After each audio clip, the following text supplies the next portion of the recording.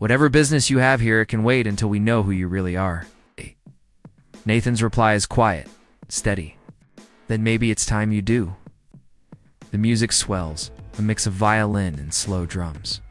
The camera pans to the family gathered near the barn. The cold wind brushing through their hair, the sky turning darker by the second. A storm is coming, both above and within, inside the house.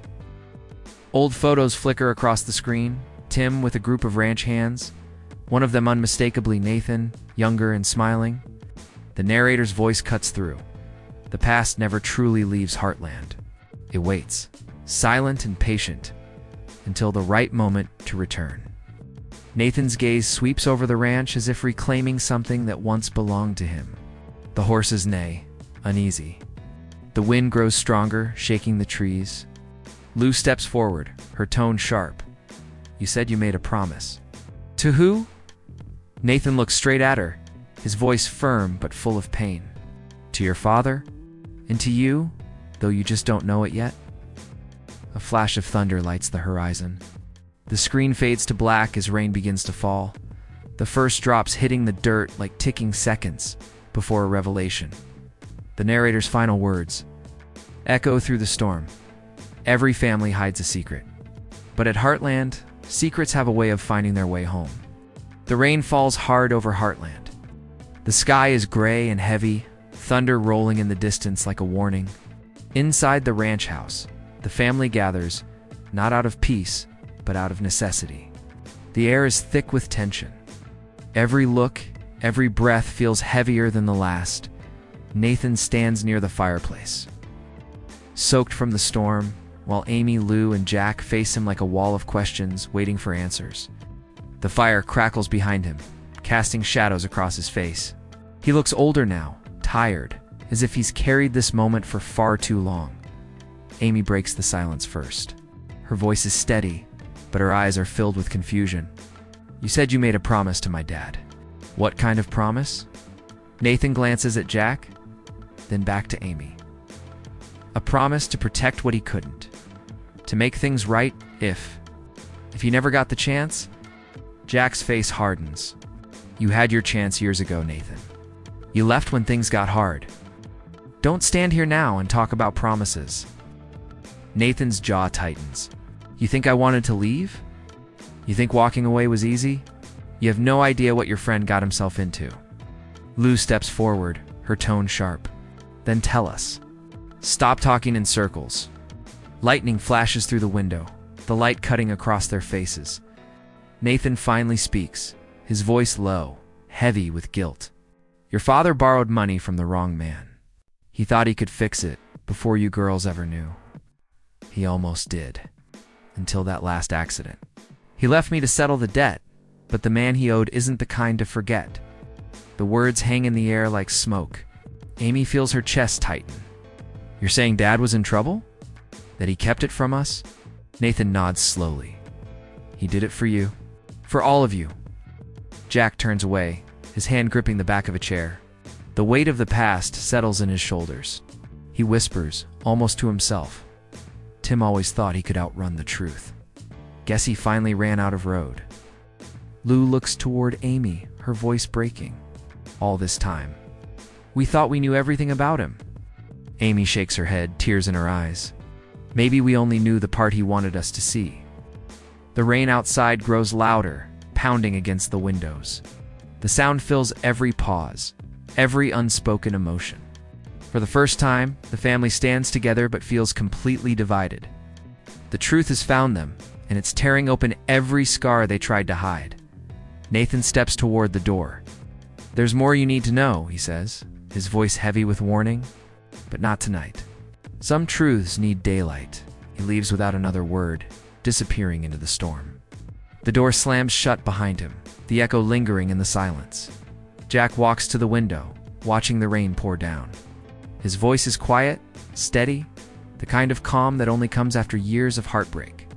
Storms don't last forever, but they change the land they touch. Amy stares at the empty doorway, her reflection faint in the window. She whispers to herself, almost too softly to hear, and maybe they change us too. The The fire flickers lower as the screen fades to black, leaving only the sound of rain and the feeling that the hardest part has yet to come. The storm has passed, but its echo lingers in every corner of Heartland. The air smells of wet earth and pine. Puddles glisten beneath the early light of morning.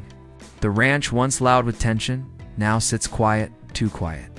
The kind of silence that follows a storm not just outside, but inside the heart. Amy stands by the fence, her hair damp from the morning mist.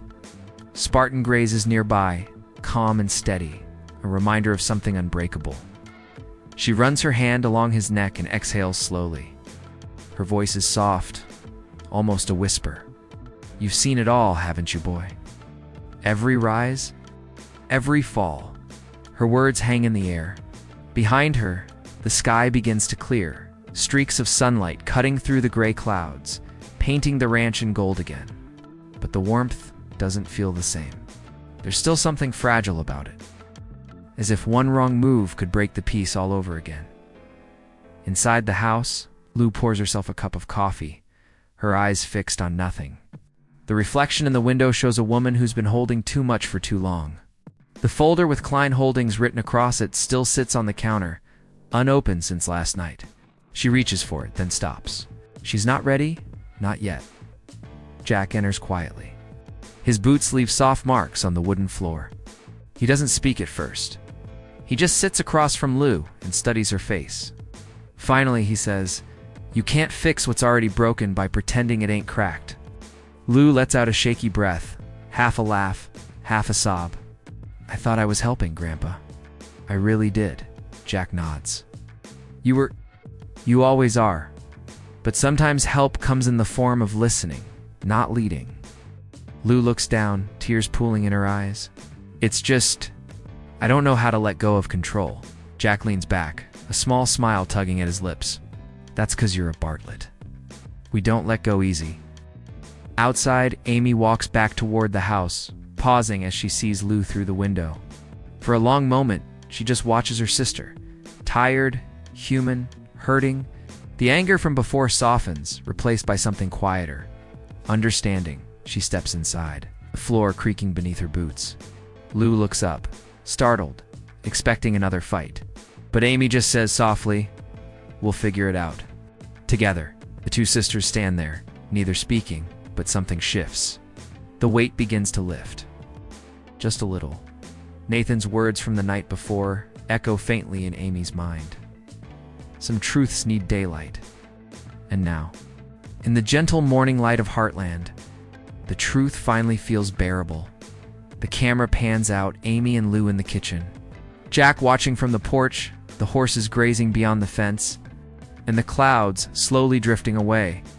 The narrator's voice returns, warm and reflective. Every storm leaves behind something: broken branches, muddy roads, and lessons we never asked for. But in Heartland, even after the hardest nights, the sun always finds its way back. The music rises, soft piano mixed with violin, and the scene fades to golden light spilling across the fields. Because no matter how strong the storm, family is the ground we rebuild on. Fade to black dot, morning breaks again over Heartland, but this time, it feels different. The light isn't harsh, and the sky isn't heavy. It's warm, soft, and full of promise. The storm may have passed, but its memory still hums quietly through the land, reminding everyone that healing doesn't come all at once. It comes in moments. Small, fragile, honest moments. Amy saddles Spartan early, the mist still hanging low over the fields. As she rides out, her hair catches the sunlight. And for the first time in a long while, she smiles, not out of joy, but peace. The kind of peace that comes after facing what you've been running from. The camera follows her across the open field, the sound of hooves steady and rhythmic, echoing like a heartbeat returning to normal after chaos. Back at the ranch house, Lou walks out to the porch with 2 mugs of coffee. She sets one down beside Jack, who sits quietly, watching Amy ride. He nods once, as if to say, "She's okay now." Lou exhales softly. The worry hasn't disappeared, but it's no longer crushing her. "Maybe things will be different now," she says. Jack looks at her, a half smile beneath his mustache. Different isn't always bad, Lou. Sometimes it's just the next chapter. Inside the barn, the letter from Nathan lies folded neatly on the table. Its edges are worn, but it no longer feels like a wound. It feels like closure. Amy had reread it one last time before sunrise, then tucked it away, whispering to herself, "Thank you, Dad, for everything, even the things I didn't understand." Nathan hasn't returned since that night, but his presence lingers, not as a threat, but as a reminder that truth can come from unexpected places. Somewhere out on the road, he looks back at the fading outline of Heartland in his rearview mirror and says quietly, "Promise kept." As the day unfolds, laughter slowly returns to the ranch. Lisa arrives with fresh bread, Katie runs through the yard chasing a dog, and Jack's old radio hums with country tunes. The house breathes again. It's not perfect, it never will be, but it's alive. Amy returns from her ride and dismounts near the gate. She looks around the fields, the barn, the home that holds both joy and pain, and she whispers with a smile, "Heartland's still standing." The camera pulls back slowly, the ranch glowing under the morning sun. Horses running. The sound of wind blowing softly across the ranch. A horse neighs in the distance. Then, a quiet heartbeat fades in, slow and steady. Every story has a moment when everything changes. For Heartland, that moment is now. In Season 19, Episode 4, the heart of the ranch faces its deepest test yet. Old wounds reopen, love is tested, and the line between past and future begins to blur. This isn't just another episode. It's the one that could change everything for Amy, Lou, and the entire Bartlett-Fleming family. Sharp sound cue hits a door closing. Hooves striking dirt, and then a faint whisper. "Once you lose your way." Can you ever find your way home again? Music swells, emotional, cinematic, full of longing and tension. The sun rises over Heartland Ranch, casting golden light across the open fields. Horses graze peacefully, and the world feels still, but that stillness hides something deeper. Season 19, Episode 4 opens with a sense of uneasy calm. Amy stands alone near the barn, her hand resting on Spartan's mane, lost in thought. Her eyes tell a story, one of quiet strength and buried pain. She's trying to move forward, but the weight of the past keeps pulling her back as she brushes the horse. Her thoughts wander to the letter she found at the end of the last episode. A letter that could change everything she believed about her father's legacy. The camera lingers on her face, showing the battle between doubt and courage. For Amy, Heartland has always been a place of healing. But this time, it feels like the ground beneath her is shifting. Inside the ranch house, Lou prepares for a town meeting. Her tone is sharp, her energy restless. She's juggling the future of Hudson, her role as mayor, and her responsibility to the family. There's a quiet tension between her and Amy, the kind that doesn't need words. Lou believes she's doing what's best, but Amy can sense that something's off.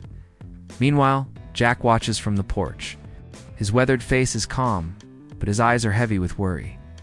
He's seen this kind of storm before, not in the sky, but in the family. He knows that the things left unsaid between Amy and Lou could tear them apart if they don't find a way to talk. The episode's tone is gentle, yet heavy with meaning. Every small look, every quiet moment feels like it's leading to something bigger. The camera cuts to a close-up of Spartan's hooves kicking up dust as Amy rides into the open fields. The music swells, mixing hope with heartbreak. Her ride isn't just about training a horse, it's about finding clarity. She breathes in the cold morning air and whispers, "We can do this, boy." But the question hangs in the wind. Can she really? The scene ends with a slow fade, Amy riding into the distance, the sky painted with orange and gold. In the background, Jack's voice echoes softly, like a memory. Sometimes the hardest battles are the ones we fight inside ourselves. That's the calm before the storm, a quiet moment of peace before everything starts to unravel. Episode 4 begins not with shouting or drama, but with silence. A silence that holds the weight of what's coming. The day begins to fade. The golden light of the ranch turns to a softer, colder hue. The camera follows Amy as she returns to the barn, her eyes catching the last glow of the sunset. But the warmth is fading, replaced by the chill of something she's been trying to avoid. On the wooden table near the barn window lies the letter again, slightly wrinkled, its seal broken.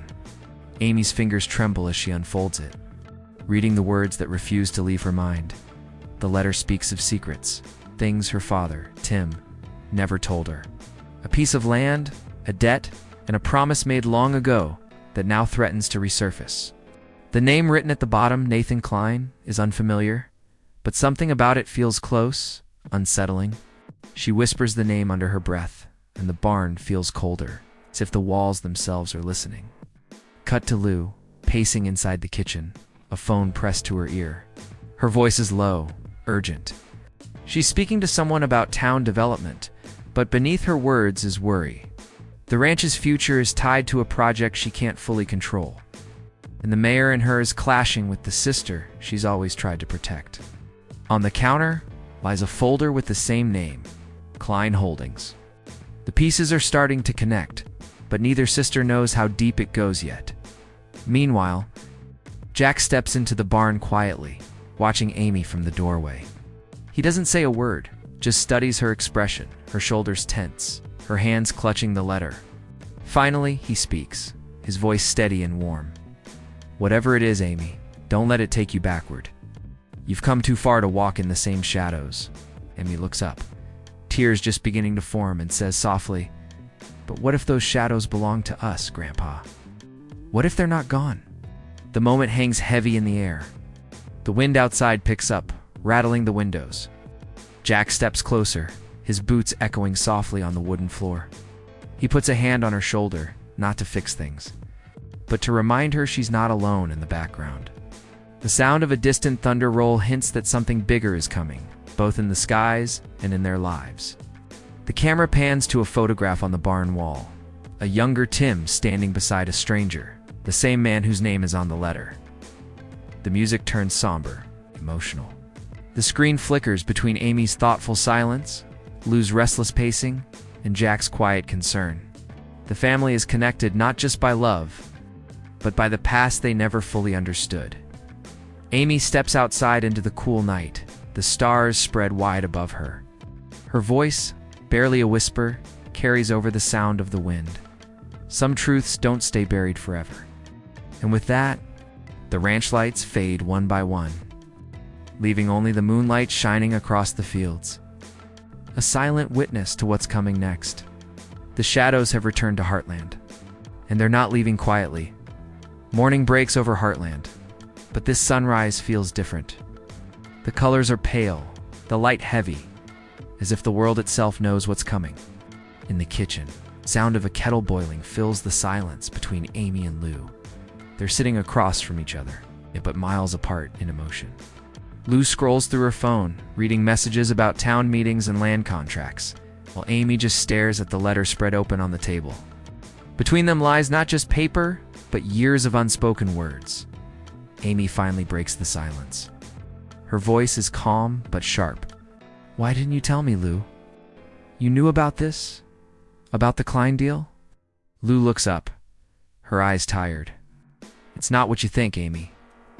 I was trying to protect the ranch, not hide something from you." But Amy shakes her head. "You made decisions for all of us again. You didn't even ask." The air thickens, the kind of silence that feels louder than shouting. Lou's jaw tightens. "Someone has to make choices, Amy. You've been living in the past. I'm trying to keep this place standing." Amy stands, her chair scraping the floor. "You call this saving the ranch? Selling off pieces of Dad's promise? That's not saving it, that's giving up." Her words hit like a slap. Lou looks away, blinking fast to keep the tears from falling. She wants to fight back, but she's too tired. Too weighed down by the endless balance between duty and family. Jack enters then, sensing the storm. His presence fills the room like a quiet warning. He doesn't shout, doesn't scold, just looks between his granddaughters. "You two remind me of your grandmother," he says softly. "Both fire and thunder. But fire alone burns and thunder alone fades. You need each other, Whether you like it or not, neither speaks. The camera lingers on their faces. Amy's pain, Lou's guilt, Jack's worry. The moment stretches, fragile and human. Outside, the ranch continues as if nothing happened. Horses run freely in the distance. Life moves on, but inside the house, the family feels broken. Lou grabs her jacket and walks out. The screen follows her as she steps into the cold morning air. Her breath is visible, sharp against the wind. She whispers to herself, almost too softly to hear, "I'm doing my best. I always have." Back inside, Amy watches through the window, her heart caught between anger and love. She wants to go after her sister, but pride holds her back. The camera slowly pulls away, showing the distance between them, physical space mirroring the emotional one. The music swells, a blend of strings and quiet piano, and the scene fades to black in the silence that follows. A narrator's voice, soft and reflective, whispers, "Sometimes, the people we love the most are the ones we understand the least." And in Heartland, love doesn't always heal. Sometimes it breaks first. The wind picks up across the open plains, carrying with it the chill of change. Dust swirls through the driveway as a black truck pulls up to the Heartland gate. Its engine cuts off, leaving behind a silence that feels too heavy to ignore. From the truck steps a man, tall, weathered, and calm in a way that makes the air colder. His name is Nathan Klein, and though no one here knows it yet, his arrival will change everything. The sound of his boots crunching against the gravel echoes through the stillness. Amy, tending to the horses, looks up. There's something about him, a familiarity she can't explain. He pauses at the fence, watching her work, as if studying the place, remembering something that once mattered. Jack appears from the barn, his expression guarded. The moment their eyes meet, there's recognition, not of friendship, but of history. Jack's voice breaks the silence. "You've got a long way from Calgary, Nathan." Nathan gives a faint, tired smile. "Some debts don't stay buried, Jack. You of all people should know that." Tension between them is sharp. Years of unspoken truths hang in the air. "Amy,"